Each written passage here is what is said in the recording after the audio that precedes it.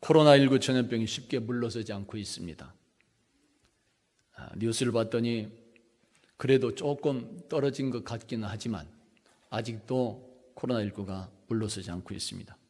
오늘도 어쩔 수 없이 주일 예배를 생략하면서 축소해서 드리고 있습니다.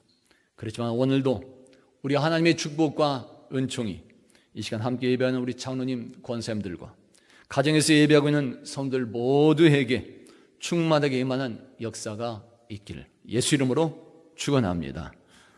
기도합니다. 아버지 하나님, 오늘도 온전히 예배하지 못함을 긍휼히 여겨 주시옵소서. 또한 주님의 은혜와 성령으로도 충만하게 역사하여 주시옵소서. 코로나19로 인하여 힘들어하는 열린교회와 성도들을 구원하여 주시며 위로해 주시옵소서. 이 시간도 우리의 영과 마음과 생각도 열려지며 눈과 귀도 열려지게 하여 주시고 충만한 복과 은혜로 더하여 주시옵소서. 예수 그리스도의 이름으로 기도하옵나이다. 아멘. 할렐루야. 다 같이 한번 오늘 말씀을 따라서 해봅니다. 아무 죄도 찾지 못했습니다. 총독 빌라도는 예수님을 신문한 결과 아무 죄도 찾지 못했습니다. 그런데도 빌라도는 유대인들의 강한 요구와 압박에 밀려서 예수님을 십자가에 못 박도록 내어주게 되는 것입니다. 이렇게 되어 총독 빌라도는 예수님을 십자가에 못 박는 그런 장본인이 되어버린 것이고 오늘날까지 수천 년 동안 그리고 앞으로도 예수님이 이 땅에 오실 그날까지 성도들에게 영원한 죄인으로 정죄가 되는 것입니다. 바로 여기에서 오늘도 우리에게 주신 그런 말씀을 들을 수 있습니다. 예수님을 십자가에 못 박도록 허락했던 총독 빌라도를 통해서 주시는 말씀들, 오늘 우리에게 주시는 말씀은 이것입니다. 예수 믿는 성도들은 세상의 종말에, 마지막 그 종말에 각자 주님의 심판대 앞에 서야 된다는 사실을 알고 행할 수 있어야 되는 것입니다. 할렐루야. 따라서 해봅니다. 심판대 앞에 서야 합니다. 오래전 국민일보에 미 항공우주국, 나사라고 그렇죠?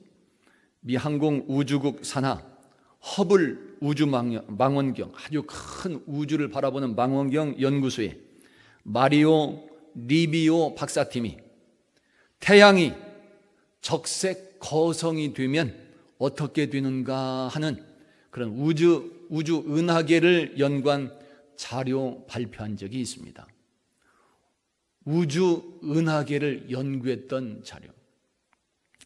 그때 연구팀은 은하계에서 거대한 별들이 그 인근에 있는 행성들을 삼켰다고 하는 사실을 보여주는 명백한 증거를 발견했다고 발표했습니다.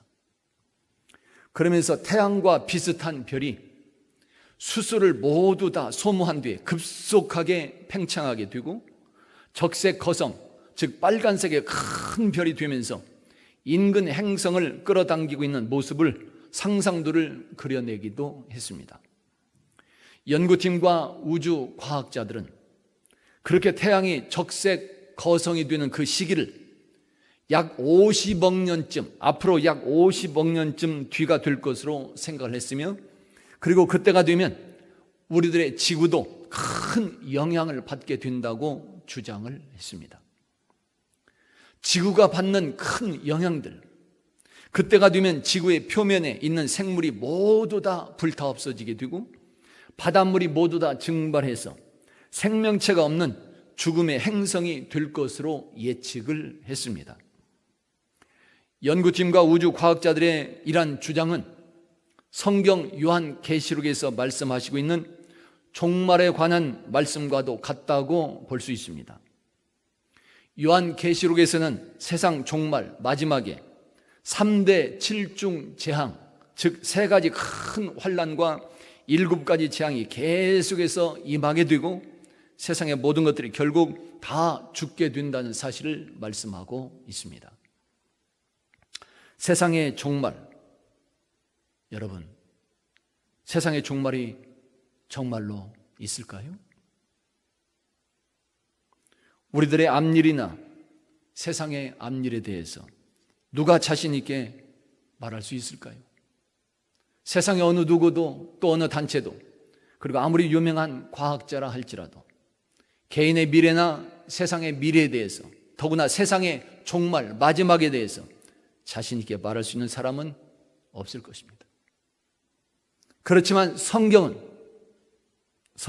이 세상이 창조되기 전부터 이 세상의 종말과 그 후까지도 자세하게 말씀하고 있습니다.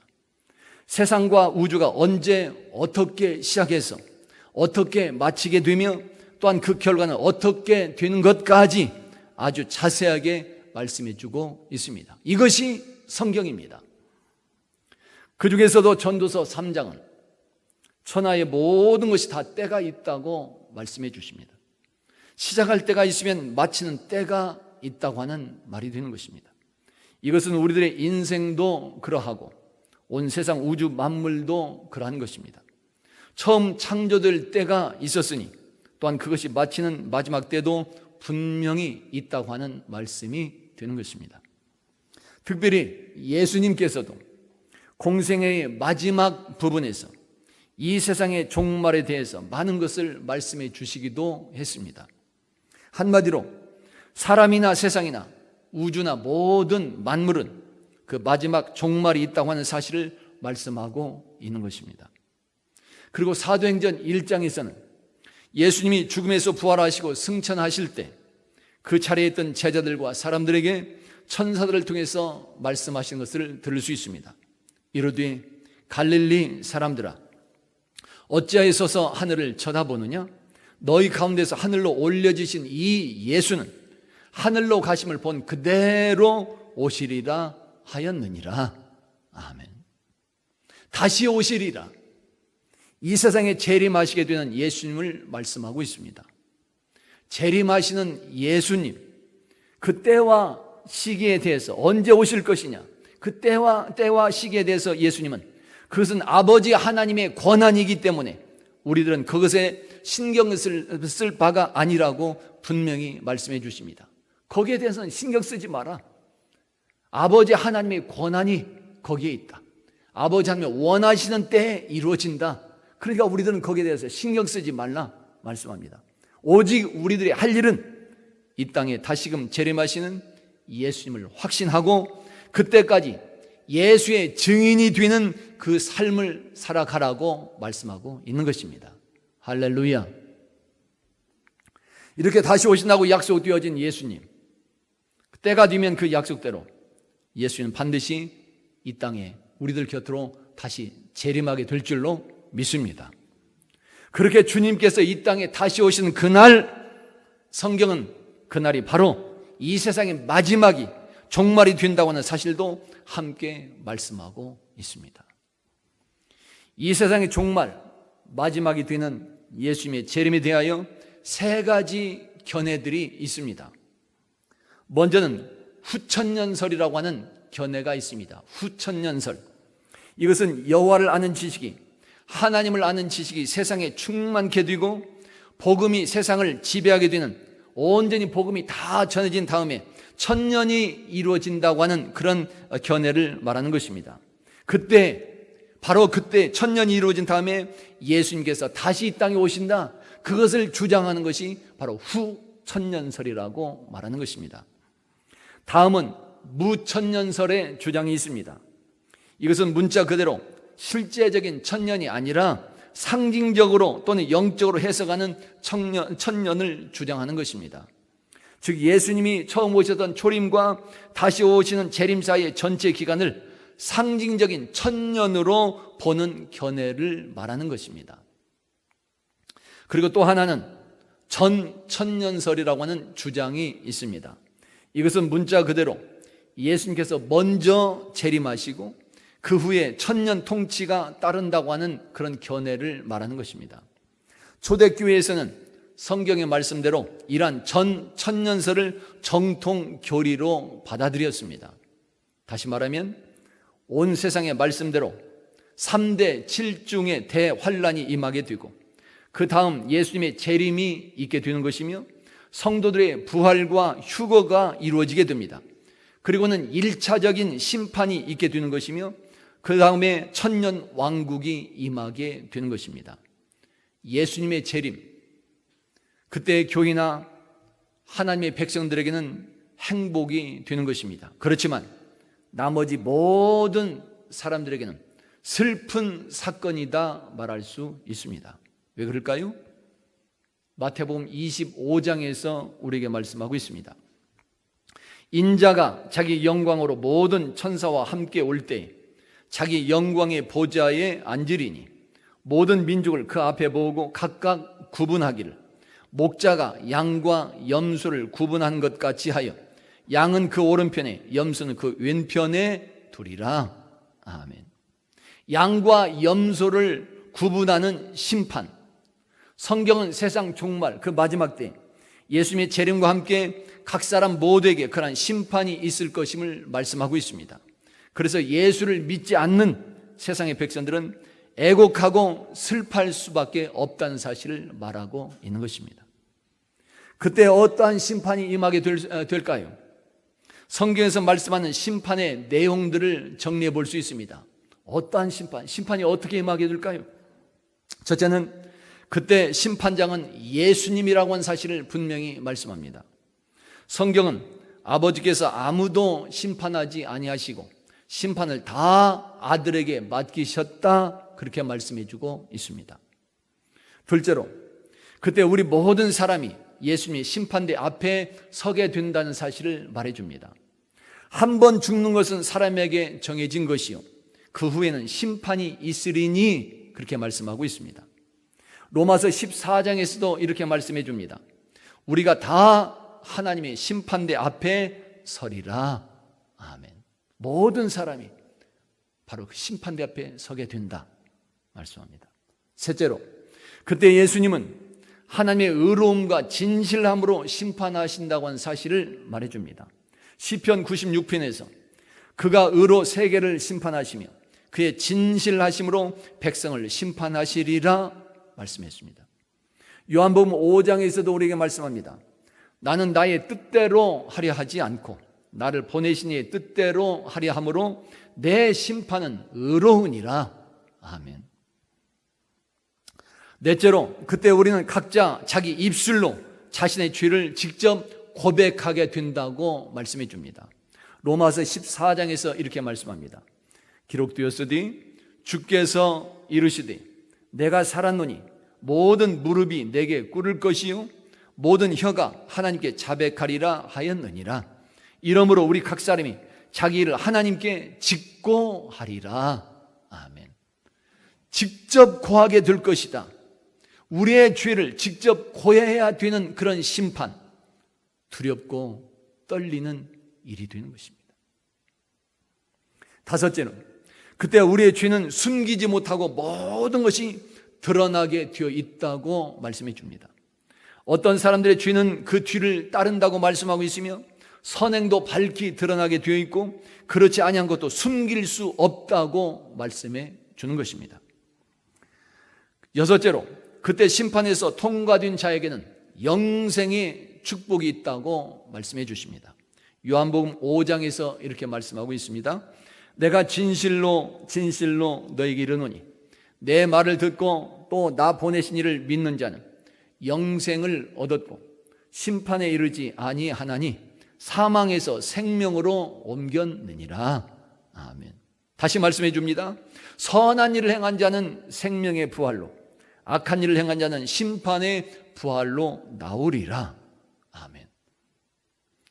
일곱째로 그때 심판을 받지 않으려면 긍휼의 사랑이 있어야 된다고 말씀해 주십니다. 야고보서 3장에서 우리에게 말씀합니다. 긍휼을 행하지 아니한 자에게는 긍휼 없는 심판이 있으리라. 긍휼은 심판을 이기고 자랑하느니라. 아멘. 여덟째로 그때 우리가 심판을 받지 않으려면 오늘 그날을 위해서 준비하는 삶이 되어야 될 것을 말씀해 주십니다. 그래서 우리는 몸으로 있든지 떠나든지 주를 기쁘시게 하는 자가 되기를 힘쓰라고 말해주는 것입니다. 그리고 언제나 심판받을 자처럼 말도 하고 심판받을 자처럼 행하기도 하라고 야고보서 2장에서 우리에게 말씀해 주는 것입니다. 여러분, 오늘 본디오 빌라도 총독이 주님께서 다시 오시는 그날이 있다는 것을 알았다면 어떻게 되었을까요? 과연 그의 판단과 그의 인생은 어떠한 결론이 나오게 되었을까요? 아마도 오늘처럼 사람들의 강압이나 여론에 떠밀리지 않았을 것입니다. 잘못된 것을 알면서도 그 강압의 억압에 밀려가지 않았을 것입니다.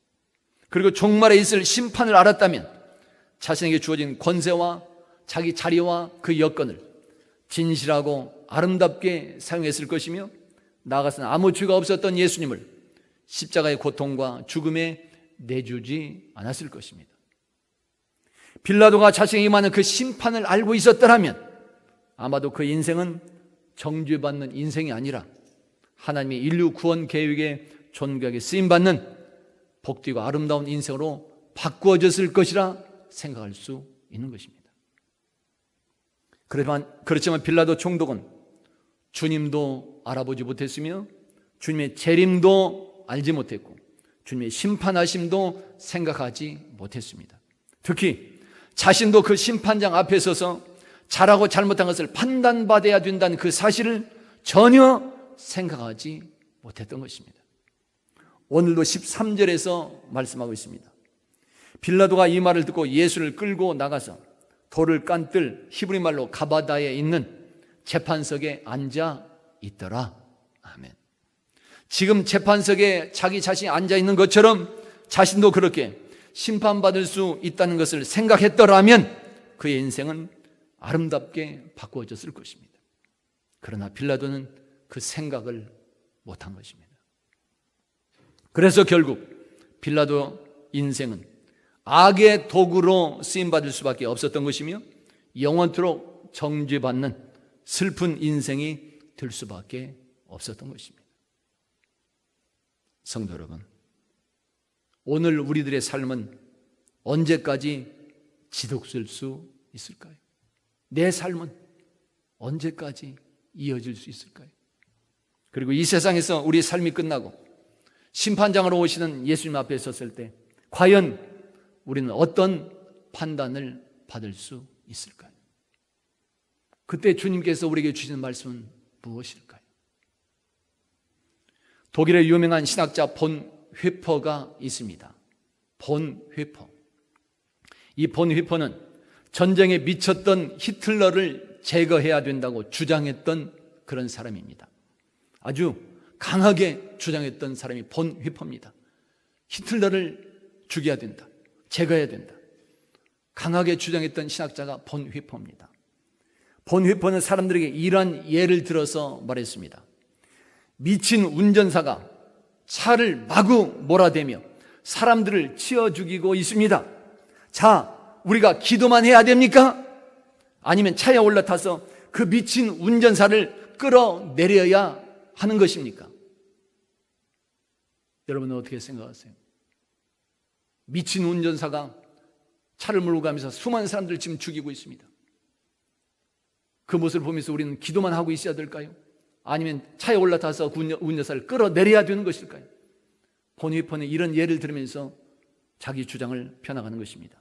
그래서 신학자 본 회퍼는 미친 운전자와 같은 히틀러를 끌어내리기 위해서 암살해야 된다는 주장을 하고 행동으로 옮겼던 사람입니다. 그렇지만 경찰에 체포되어서 39세의 젊은 나이로 형장에 이슬이 뒤어 사라지게 되는 것입니다. 본 회퍼는 형장에서 그 이슬로 사라지기 전에, 그렇게 죽기 전에 히틀러가 하늘의 심판대에서 절규하는 그런 꿈을 꾸었습니다. 꿈속에서 히틀러는 이렇게 절규하고 있었습니다. 세상에 있는 동안 이런 심판에 대해서 아무도 나에게 말해주지 않았습니다. 심판이 있다고 나에게 말해주는 사람이 없었습니다. 나는 너무나도 가혹합니다. 히틀러는 심판대 앞에서 절규했습니다. 본 회퍼는 죽기 전에 이런 꿈을 꾼 것입니다. 그때 꿈에서 깨어난 본 회퍼는 가슴을 치며 회개했다고 말해줍니다. 왜 그랬을까요? 히틀러를 제거하려고 하는 그것보다도, 암살하려고 하는 그것보다도 복음을 전해서, 예수 복음을 전해서 예수님의 심판이 있다는 것을 알려주었어야 했었는데 그렇지 못했기 때문인 것입니다. 다시 말하면 독일의 히틀러도 세상에 종말이 있고 또한 그때 예수님의 심판이 있다는 것을 알았더라면 거듭날 수도 있었는데 그렇게 하지 못했다는 것입니다. 그러므로 중요한 것은 오늘 우리들도 세상의 종말이 마지막이 있다는 것을 알아야 한다는 것이며, 그때 우리들 각자 모두가 주님의 심판대 앞에 서야 된다는 그 사실을 알고 우리들의 모든 삶과 신앙생활이 그 사실을 알고 이루어져 나갈 수 있어야 된다는 것입니다. 여러분, 우리들 각자 인생과 세상의 종말, 이 마지막을 생각할 수 있다면, 그리고 그때 주님 앞에 서게 되는 이 심판, 우리가 이 진리에 대한 확신을 가지고 살 수만 있다면 오늘 우리들의 삶은 아름답게 거듭날 수 있습니다. 할렐루야. 그날 우리들이 심판대에 서야 된다는 이 확신을 가지고 살 수만 있다면 오늘 우리들의 말과 우리들의 행실을 절제하면서 살아나갈 수 있는 것이며, 나아가서는 각자 인생과 각자 신앙생활의 그 현장에서 더욱더 진실하게 충성하며 하나님의 영광을 나타낼 수도 있는 것입니다. 할렐루야. 이렇게 주님의 심판대에 서야 한다는 그 믿음, 그래서 우리 성도들 모두 다 빌라도처럼 정죄받는 그런 자가 아니라 오히려 하나님의 인류 구원 계획에 존귀하고 아름답게 쓰임받는 우리 성도들이 다 되시기를 예수 이름으로 축원합니다. 그리고 성경에 약속하신 대로 주님께서 다시 오시는 그날 모두 다 칭찬받으시고 영생의 기쁨과 행복을 함께 누리는 주의 백성들이 다 될 수 있기를 예수 이름으로 축원합니다. 따라서 봅니다. 심판대 앞에 서야 합니다.